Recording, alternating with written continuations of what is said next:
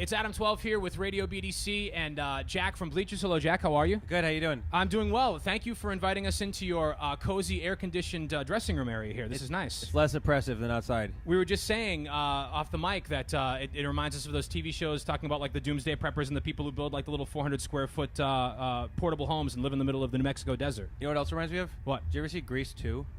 Yes. Remember the scene "Let's Do It for Our Country" where Yes, I do. Lewis, which is really, really absurd and revolting in Yes. hindsight. Yes. But I grew up watching this movie, and Lewis tries to get his girlfriend to sleep with him by pretending that the Cuban Missile Crisis is happening in the bomb shelter. Which is, again, in hindsight, a horrible, terrible thing to do. Shame on you, Lewis.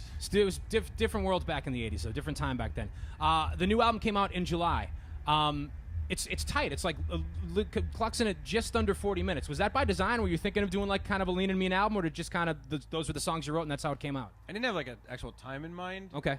But I didn't think it had to be short or long. I just don't like things on albums that aren't meant to be there. So I think album it's like a puzzle, you know, and it's like you can feel it when you listen to an album, and it's like, well, that's not right, you know, like it should just be what it is. See, I'm a big fan of sequencing. I'm a big fan of the order in which you put these songs on the album, and I'm picking up what you're putting down. Like you can tell when there's something that's out of place, out of order, or when there's something there that doesn't belong. If you have to think too hard about the sequencing, I think you mess something up, because like I've always written songs. I know a lot of people do the same thing, where it's like this is the first song on the album, this is the last song, this is the middle period when the album sort of like dips a little bit more depressing. This is the 9th track, how it comes back up.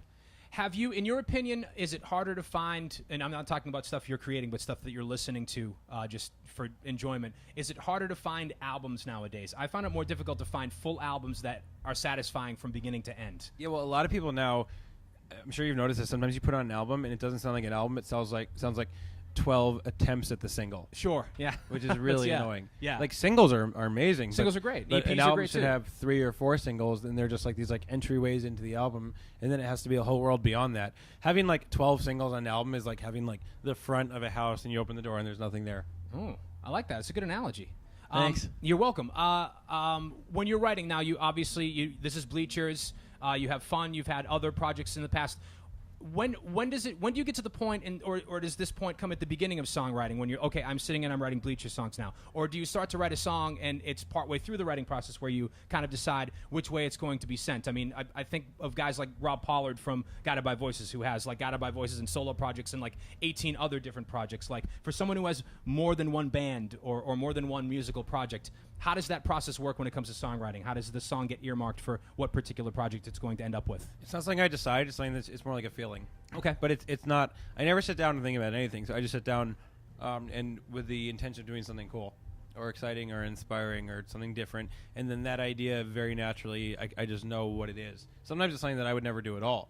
Okay. And it like dies in a folder somewhere, or I give it to someone else. But like things just, they take shape. It's almost like just like walking in a direction. It's like you're going to end up somewhere, and that reveals itself. There's a bit of faith involved in that too. There's a lot of faith, and when it doesn't work, it's depressing because you're working and it's aimless. You know what's going on, but you can't force it. So that aimlessness, every once in a while, just turns into a great idea. I like it. You have a lot of good ideas on the new album. We're looking forward to seeing it played out live on stage here at Boston Calling. First Boston show.